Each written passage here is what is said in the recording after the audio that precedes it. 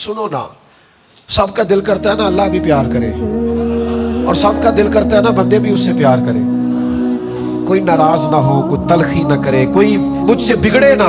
सबका दिल करता है ना कि अल्लाह की बारगाह में भी सुरखरुई हो और जरा मखलूक के दरमियान भी बेहतरी हो। ये मुमकिन नहीं होता, ये मुश्किल काम है कि दुनिया में बंदा रख ले और अल्लाह रसूल की बारगाह भी मुश्किल काम है। लेकिन एक हदीस है अबू दाऊद शरीफ में, दोनों मसले हल हो सकते हैं। अल्लाह भी राजी हो सकता है और बंदे भी प्यार करेंगे। वो हदीस क्या है? नबी पाक अलैहिस्सलाम ने फरमाया, दुनियावी मामलात से बेनियाज हो जाओ। हर वक्त ना दुनिया मांगा करो, हर वक्त ना पैसे मांगा करो, हर वक्त ना ओहदे मांगा करो, हर वक्त ना दुनियादारी की चीजें मांगा करो। दुनिया से बेनियाज हो जाओ, अल्लाह तुमसे मोहब्बत करने लग जाएगा। और फरमाया जो लोगों की जेबों में है ना, उससे बेनियाज हो जाओ, बंदे भी तुमसे मोहब्बत करने लग जाएंगे। ये तुम कहते हो ना फलां के पास बड़ा है तो मुझे क्यों नहीं देता, फलां के पास सरमाया है तो मेरी बात क्यों नहीं करता। फरमाया इससे बेनियाज हो जाओ, लोगों के भी महबूब हो जाओगे। लेकिन शर्त क्या है कि थोड़ी सी ना लालच से बचो, हिरस हवस से बचो, तुम्हारा आपस में प्यार हो जाएगा। अगर आप पैसों से प्यार बढ़ाएंगे तो सारी उम्र देने पड़ेंगे, जहां ब्रेक लगाएंगे मोहब्बत खत्म। आप खुलूस से नीयत और अखलाक के साथ प्यार करें, उस मोहब्बत को दवाम होगा, दवाम, वो आगे बढ़ेगी। एक हदीस है मुस्लिम शरीफ में, पहले भी उस उन्वान की मैं रवायतें बयान कर चुका, लेकिन ये सही मुस्लिम की हदीस है, अबू दाऊद शरीफ में भी है, बड़ी खूबसूरत रवायत है। एक दफा ना कुछ अंसार मदीना हुजूर की बारगाह में आए थे, और ये बड़े खूबसूरत लोग थे, मदीने वाले बड़े वफादार थे, और नबी करीम अलैहिस्सलाम भी अंसार से बड़ी मोहब्बत करते, मुहाजिरीन से भी बड़ी करते, पर अंसार से भी बड़ा प्यार फरमाते। तो ये अंसार मदीना आए, आके अर्ज की या रसूल अल्लाह सल्लल्लाहु अलैहि वसल्लम, हम आपकी खिदमत में ना एक बहुत बड़ी गुजारिश लेके हाजिर हुए। तो उधर भी दरियाए करम जोश में था। फरमाया जितनी भी बड़ी है बयान करो। कहा या रसूल अल्लाह, हमारा दिल करता है कि आप हमें जमानत दे दे कि अल्लाह हमें जन्नत अता करेगा। जिंदगी का एक हिस्सा मैंने किताबों में गुजारा है, हल्की सी राय देता हूँ, और शायद ये दो जुमले कहने कोई इतने ज्यादा शकील भी ना हो। मुझे यूं लगता है कि हुजूर यहां भी फरमा देते ना कि देता हूं जमानत तो बात खत्म हो जाती है। जो अगले जुमले हुजूर ने फरमाए, ये मेरी आपकी तरबियत के लिए फरमाया। अंसार को जमानत हो जाती वहीं पे, चूंकि महबूब के सामने थे, हुजूर जानते थे उनकी हर चीज को, महबूब अपनी उम्मत को जानते हैं। अर्ज की या रसूल अल्लाह सल्लल्लाहु अलैहि वसल्लम, आप हमारे लिए जन्नत की जमानत दे। तो हुजूर थोड़ी देर खामोश रहे, फरमाया एक जमानत तुम मुझे दे दो और मैं तुम्हें जन्नत की जमानत दे देता हूं। या रसूल अल्लाह सल्लल्लाहु ताला अलैहि वसल्लम बिस्मिल्लाह, आप फरमाए हम देते हैं जमानत। हुजूर ने फरमाया मुझे जमानत दो कि तुम किसी बंदे से कभी कुछ नहीं मांगोगे, किसी दुनियादार के आगे हाथ नहीं फैलाओगे, अपनी जात के लिए किसी सेठ नवाब से कोई सवाल नहीं करोगे। तुम मुझे जमानत दो इस बात की और मैं तुम्हें जन्नत की जमानत देता हूं। हो गई जमानत, इधर से भी जमानत हो गई, उधर से भी जमानत हो गई। इन्होंने किसी दुनियादार से सवाल ना करने की गारंटी दे दी और मदीने वाले महबूब ने जन्नत की गारंटी दे दी। तो अगर आप लोगों से सवाल नहीं ना करेंगे तो हुजूर ने जन्नत की गारंटी दी है। तो हमारे यहाँ तो भाई लोगों ने मिजाज बना लिया है, जिससे भी ताल्लुक बनाते हैं दुनिया के लिए, जिससे भी रिश्ता बनाते हैं तजारत के लिए, जिससे भी ताल्लुक बनाते हैं उम्मीदों के लिए। थोड़ा बाहर निकलो, इस तरह आपका अपना दिल भी सख्त हो जाएगा, आपकी अपनी तबीयत के अंदर भी बड़े सारे मसाइल पैदा हो जाएंगे। इससे बाहर आए, ये एक बहुत बड़ा तकलीफ वाला मसला है, इससे बचे। इन लफ्ज मुस्नद इमाम अहमद बिन हंबल की हदीस में है, वे बड़े लतीफ हैं, बड़े वकी हैं, बड़े समझने वाले हैं और बड़े गहराई वाले हैं। दुनिया में कौन मोमिन है जो नहीं चाहता कि उसका रब उससे प्यार करे, और फिर जिससे रब प्यार करे ना, उससे और कोई ना भी ना करे तो अल्लाह रसूल का प्यार ही उसके लिए काफी हो जाएगा। तो मुआज़ इब्न जबल रज़ी अल्लाह तआला अन्हु सहाबी फरमाते हैं कि नबी करीम अलैहिस्सलाम ने फरमाया, रब फरमाता है मेरी मोहब्बत उन लोगों पर वाजिब हो गई जो मेरी रिजा के लिए एक दूसरे से प्यार करते हैं, मेरी रिजा के लिए एक दूसरे से मुलाकात करते हैं, मेरी रिजा के लिए एक दूसरे की ज़ियारत करते हैं और मेरी रिजा के लिए एक दूसरे पर खर्च करते हैं। उन पर अल्लाह की मोहब्बत वाजिब हो गई। बदकिस्मती से ना हमारे यहाँ ताल्लुकात तिजारत है, लोग ताल्लुक बनाते हैं, कहते हैं इतना मैं उसको तोहफा दूंगा, फिर इतना तोहफा वो मुझे देगा, मैं इतना उसके काम आऊंगा, फिर वो मेरे इतना काम आए। ताल्लुक को आपने बाजार बना दिया है, तिजारतें बाजार में होती, ये तो अल्लाह की रिजा के लिए होना चाहिए था। आप कहाँ इसको, मोहब्बत को कहाँ ला के आपने खड़ा कर दिया। आप ये न करें, इससे कोफ्त पैदा होगी, आप खुद भी महसूस करेंगे कि यार मैंने तो इतनी इन्वेस्टमेंट की थी, जवाब ही कोई नहीं आया, मैं तो इतने तोहफे ले गया था और सामने वाले ने जवाब में कुछ भी नहीं दिया, तो आप खुद भी परेशान होंगे। ताल्लुक अल्लाह की रिजा के लिए रहने दें। हाँ, तोहफा लेने देने से मोहब्बत बढ़ती है, मैं इसका कायल हूँ, लेकिन तोहफा लेना देना चाहिए, तोहफों की तिजारतें नहीं करनी चाहिए। एक शायर ने कहा था, मेरी खुददारियां थकने लगी हैं, अब मैं भी तोहफे पा के खुश होने लगा, अब थक गई है मेरी खुददारियां, अब मुझे भी कोई तोहफा मिले तो मेरा दिल झुकता है उस आदमी की तरफ। तो ताल्लुकात को जिंदगी में तिजारत नहीं बनाना। फिर एक और बड़ा मसला है, मोमिन की पता शान क्या है? मोमिन की शान ये है कि वो नफा देता है। मोमिन उस दरख्त की तरह होता है कि जिसकी जड़ें जमीन में बड़ी गहरी होती हैं और उसकी शाखें आसमान की तरफ बड़ी ऊंची होती है, फल बड़ा मीठा होता है, छांव बड़ी गहरी होती है। मोमिन हमेशा नफा देता है। मोमिन का ये कभी मिजाज नहीं होता कि मैं फलां को इस्तेमाल करूं, माज़अल्लाह मैं उससे नफा पाऊं, मैं उससे फलां चीज हासिल करूं, ये उसकी तबीयत नहीं होती। खैरुन नास मैं यनफउन नास, नबी करीम अलैहिस्सलाम ने फरमाया मेरे मोमिनों में सबसे ज्यादा बेहतर वो है जो लोगों के हक में बेहतर है, जिससे लोग नफा उठाएं। वो ये ना करे कि लोगों को कितना इस्तेमाल कर सकता है, बल्कि मोमिन की शान ये है कि वो नफा देना शुरू करता है।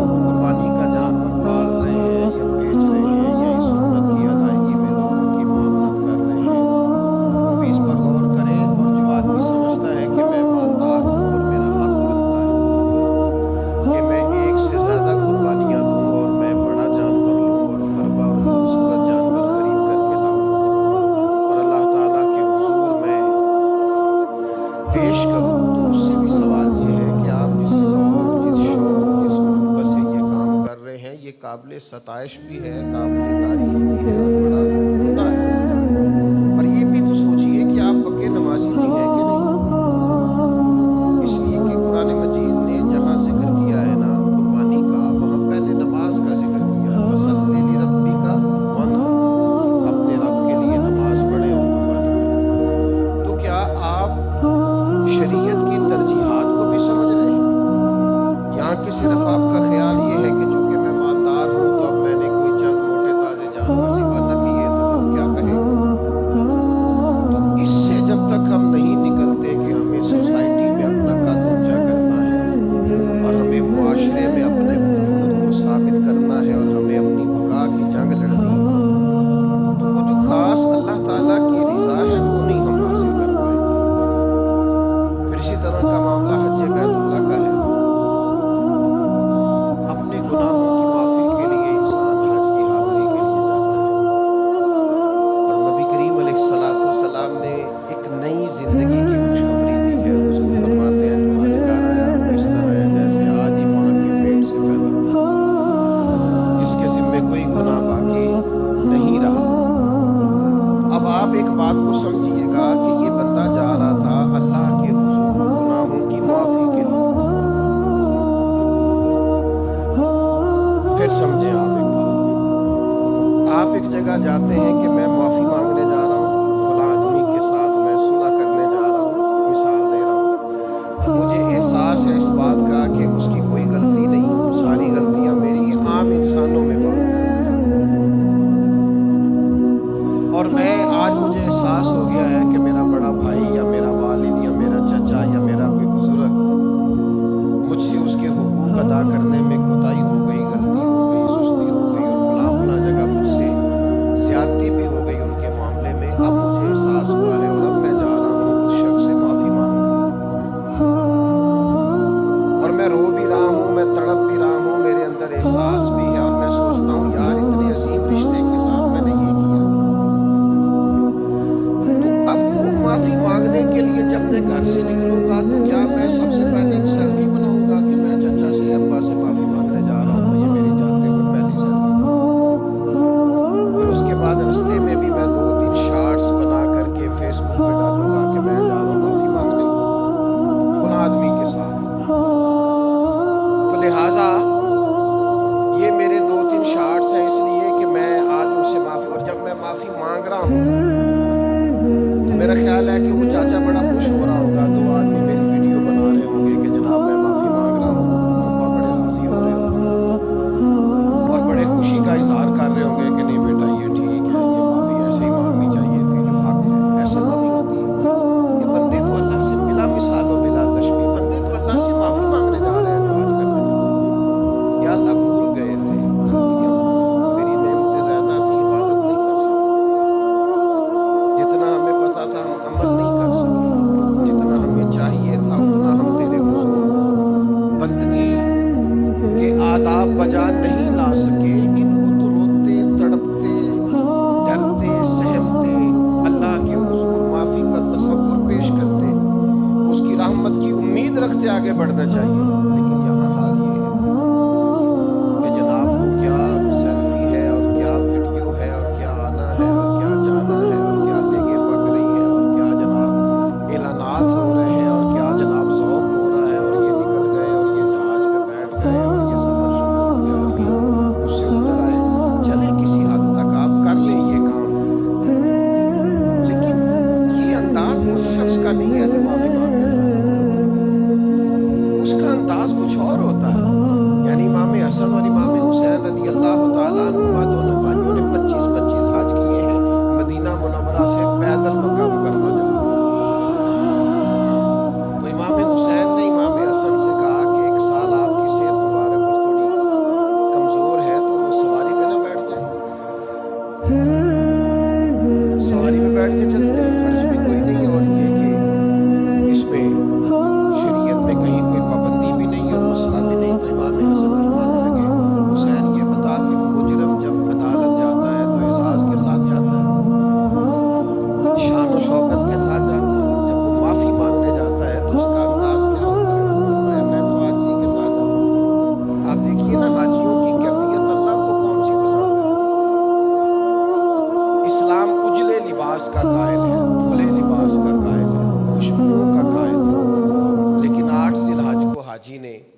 احرام باندھا ہے، اور جو حج کران والے ہیں انہوں نے شاید کچھ دن پہلے سے بھی باندھ لیا۔ اب وہ 8 بھی ایک میدان میں رات گزری ہے، اور 9 کے دن وہ چلے گئے ہیں عرفات میں، اور 9-10 کی درمیانی رات بھی مزدلفہ میں گزر گئی ہے، اور وہاں کی ریت بھی سر میں پڑی ہے اور کپڑوں میں پڑی ہے، اور یہ روٹین بھی نہیں ہے لوگوں کی اس طرح 2 چادریں باندھ کے رکھنے کی، لیکن یہ انداز وہ ہے جو رب کو پیارا بنا۔ مالدار ہے، کروڑ پتی ہے، ارب پتی ہے، اس کے پاس سینکڑوں سوٹ ہیں پہننے کے لیے، باری نہیں آتی آج کون سا جوڑا پہنو، لیکن اتار کے ایک لباس پہن لیا ہے۔ حضور فرماتے ہیں، رب فرشتوں سے فرماتا ہے یہ جو میرے بندے آئے ہیں یہ کدھر آئے ہیں؟ گویا انہوں نے تو کہا تھا نا خون ریزیاں کریں گے۔